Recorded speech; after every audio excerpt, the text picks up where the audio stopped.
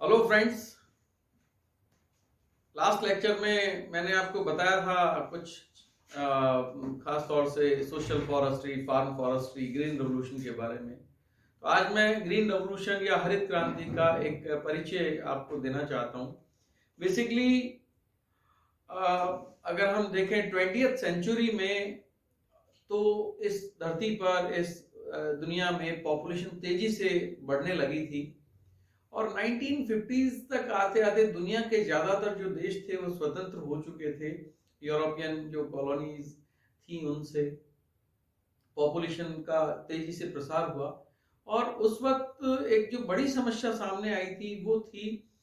खाद्यान्न और कुपोषण की। बहुत सारी ऐसी जनसंख्या थी जहां पर खाने के लिए अनाज की कमी थी और जो नई जनसंख्या, जो छोटे बच्चों का आ रहा था, वो कुपोषण के शिकार होते जा रहे थे। तो विश्व स्तर पर इस बात का जो एक प्रयास किया गया कि भाई किस प्रकार खाद्यान्नों की आपूर्ति को बढ़ाया जाए, और इसका सबसे पहला जो एक इम्पैक्ट आया था कि मैक्सिको जो अपनी जनसंख्या के कुपोषण और खाद्यान्न की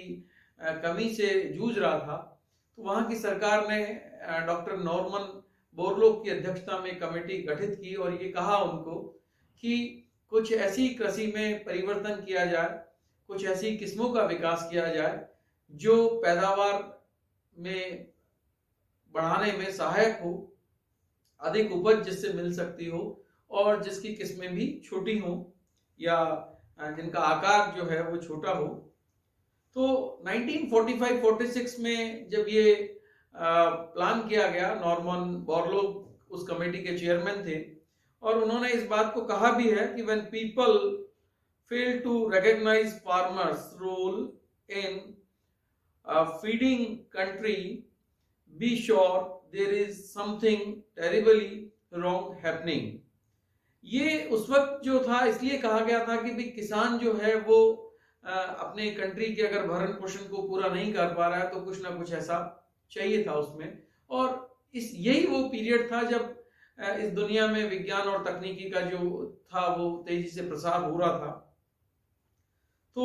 हरित क्रांति का जो पहला प्रादुर्भाव था वो डॉक्टर नॉर्मन बोरलॉग ने मैक्सिको में शुरू किया था, जबकि ये जो ग्रीन रेवोल्यूशन जो वर्ड जो डाइवर्ट हुआ है या जो ड्राइव किया गया था, ये 1968 में विलियम गॉड ने अमेरिका में किया था। और इसको सबसे पहले जब अप्लाई किया गया मैक्सिको में तो इसके रिजल्ट्स बहुत अच्छे मिले थे, जहां पर जो वीट खास तौर से है, गेहूं की नई किस्मों को जो बोनसाई टाइप की थी और जिसकी ईल्ड पर हेक्टेयर जो थी पैदावार वो काफी ज्यादा थी और धीरे धीरे ये जो नाम था पूरी दुनिया में पॉपुलर हुआ, जीआर या ग्रीन रेवोल्यूशन या हिंदी में इसको कहूं तो हरित क्रांति के रूप में। भारत में भी एक जो सबसे पहली समस्या थी जब भारत 1947 में पार्टीशन को फेस कर रहा था और 1947 में जब आजादी मिली और जो पॉपुलेशन भारत में माइग्रेट हुई, चाहे वो बांग्लादेश से हुई हो, ईस्टर्न पाकिस्तान से उस वक्त के, या वो वेस्टर्न जो लैंड था जिसको पाकिस्तान का नाम दिया गया वहां से आई हो, और जो जो खास तौर से सीरियल्स प्रोड्यूसिंग एरियाज थे वो ईस्टर्न या वेस्टर्न पाकिस्तान में चले गए। तो भारत के सामने जो पहली समस्या थी वो ये थी कि भारत में खाद्यान्नों की अत्यंत कमी थी और फलस्वरूप भारत सरकार ने जो है ऑस्ट्रेलिया, कनाडा, रशिया और अमेरिका से खाद्यान्नों खास तौर से गेहूं को आयातित किया।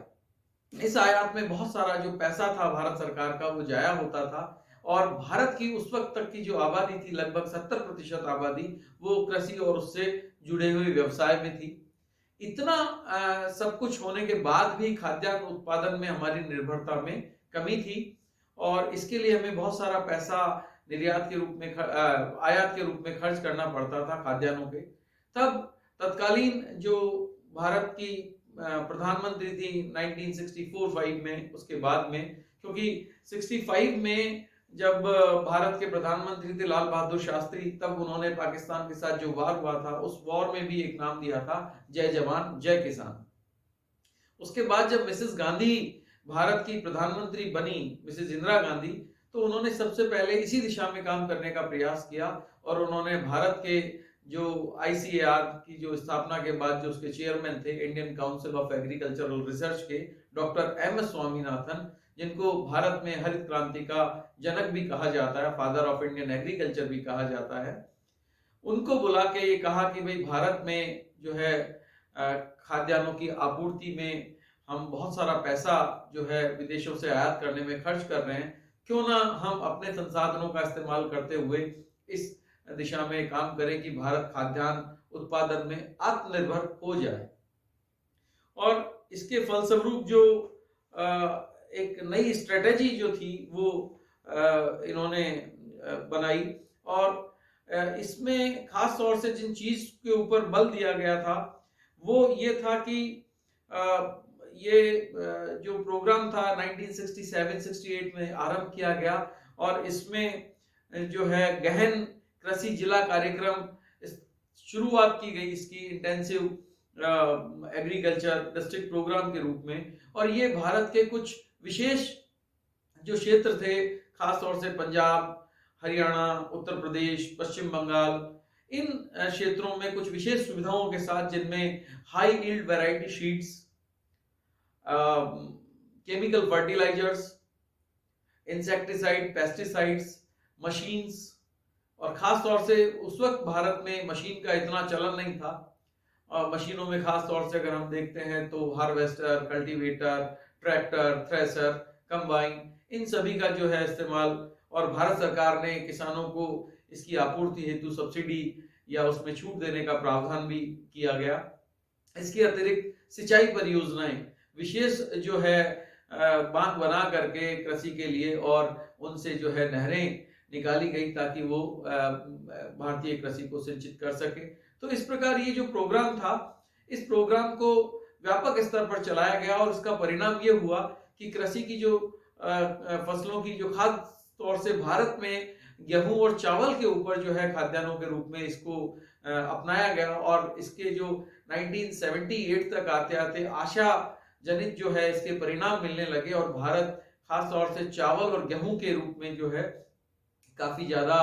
आत्मनिर्भर हो गया उत्पादन में। और दूसरी बात अगर हम देखें तो ये मैक्सिको के बाद इस क्रांति का जो प्रादुर्भाव हुआ वो अफ्रीका में, साउथ अफ्रीका में सबसे ज्यादा हुआ, जहां पर जो है ब्रिटेन के लोगों की सरकार थी और नस्ल भेद भी काफी था उस जमाने में। लेकिन बाद में जब यहाँ जनसंख्या बढ़ी तो इस हरित क्रांति को अपनाया गया, और उसके बाद ये विकासशील देशों के अंदर काफी ज्यादा पॉपुलर भी हुआ। भारत में जब इसको अपनाया गया तो कुछ विशेष सुविधाएं भारत सरकार ने जो है दी। इसके लिए भारत में कुछ समस्याएं भी थी। भारत में सबसे जो पहली समस्या थी वो लैंड होल्डिंग्स की थी, कि होल्डिंग्स के रूप में जो किसानों के पास जो जमीनें उपलब्ध थी उनका आकार बहुत छोटा था, और छोटे आकार पर इस तरह की जो व्यापक कृषि है वो नहीं की जा सकती। तो इसलिए जो लैंड कंसोलिडेशन का एक प्रोग्राम चलाया गया था सरकार की तरफ से, और इसके साथ ही हम देखें कि छोटी जमीनों पर जो है ना तो मशीनों का कार्य ढंग से किया जा सकता है, ना उत्पादन की दृष्टि से हम देखें तो वो इतना लाभप्रद होता है। तो इस प्रकार सरकार ने जो प्रोग्राम चलाया उस प्रोग्राम के तहत ही जो है ये हरित क्रांति भारत में सफल हो पाई। और खास तौर से दो खाद्यान्नों की अगर मैं बात करूं, गेहूं और चावल के उत्पादन में आशातीत सफलता भारत में मिली, और कृषकों को जो है एजुकेट किया गया इसको अपनाने के लिए, और नए नए रिसर्च सेंटर जो है इसके लिए खोले गए ताकि उसमें जो है नए बीजों का विकास किस प्रकार किया जा सकता है। और ऐसे बीजों के विकास के लिए जो है किसानों को भी प्रोत्साहित किया गया कि वो अपने नवीन किस्मों को जो है अपने खेतों में उपजाएं, और उसके बाद जो है इनको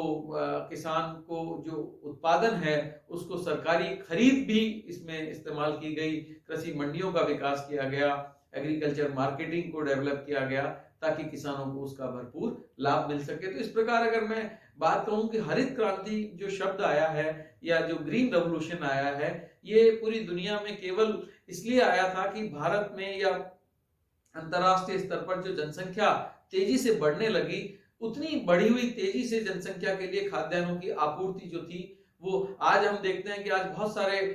भोजन के रूप में चीजें हमारे पास उपलब्ध हैं। खास तौर से जो सी फूड जिसकी हम बात करते हैं वो काफ़ी ज़्यादा हम जो है उत्पादन कर पा रहे हैं पूरी दुनिया में। आज जापान है, चाइना है, या वेस्टर्न कंट्रीज में खास तौर से कनाडा, अमेरिका, ये सी फूड का काफ़ी ज़्यादा इस्तेमाल करते हैं। इसी प्रकार हम देखें तो मीट इंडस्ट्री का भी अपना एक काफ़ी बड़ा रोल है। अमेरिका का जो कॉर्न बेल्ट है वो खास तौर से पोक इंडस्ट्री के लिए ही जाना जाता है। लेकिन फिर भी खाद्यान्नों का जो उत्पादन है वो नितांत आवश्यक हो गया था, और इसलिए मैक्सिको ने इसकी शुरुआत की थी। और मैक्सिको में सफल होने के बाद हरित क्रांति को दूसरे विकासशील देशों ने अपनाना चालू किया था। तो इस प्रकार मैं आपको ये बता सकता हूँ कि हरित क्रांति का जो एक मेजर रोल रहा है वो खाद्यान्न उत्पादन में। हालांकि भारत में अगर हम देखें तो संपूर्ण भारत में हरित क्रांति का जो है एक इम्पैक्ट नहीं था। इसके इम्पैक्ट जो है नॉर्थ के जो मैदानी क्षेत्र हैं, खास तौर से जिनकी मैं बात करूं कि वो चाहे बंगाल हो, चाहे वो बिहार हो, चाहे वो उत्तर प्रदेश हो, चाहे वो हरियाणा और पंजाब हो, इन्हीं राज्यों में इसका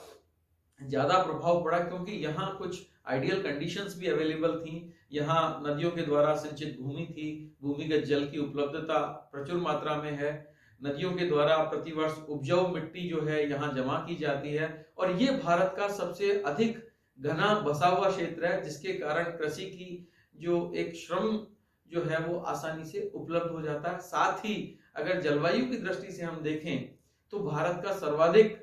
जो आदर्श जलवायु रखने वाला क्षेत्र है वो भी ये है। वर्षा की मात्रा जहाँ 75 से ज्यादा है वहां पर चावल, और जहाँ 75 से कम है वहां पर, क्योंकि भारत में अगर हम देखें तो 3 सीजन में कृषि की जाती है। जो मानसून काल के दौरान कृषि की जाती है वो खरीफ के रूप में जानी जाती है, जिसमें मुख्यतः जो है ज्वार, बाजरा, मक्का और साथ में दालें, इस तरह की जो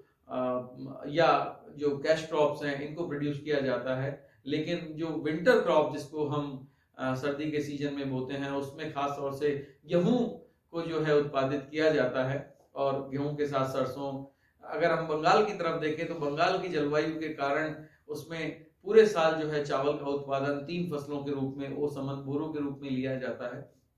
तो ये जो उत्तर का महान मैदान है जो नदियों के द्वारा सिंचित है, जो नदियों के द्वारा बना हुआ है, इसके अंदर जो है सबसे ज्यादा हरित क्रांति का प्रभाव पड़ा। और आज ये जो उत्तर का जो मैदान है भारत का लगभग 75% से ज्यादा खाद्यान्न उत्पादन करता है और भारत की संपूर्ण जनसंख्या को फीड करता है। और भारत आज इस स्थिति में है कि कुछ देशों को ये जो है अपने खाद्यान्न खास तौर से चावल और गेहूं को निर्यात करने की पोजीशन में भी है। तो मैं समझता हूं कि ये हरित क्रांति का जो एक परिचय है कि दुनिया में किस प्रकार इसके नाम को हम देख सकते हैं,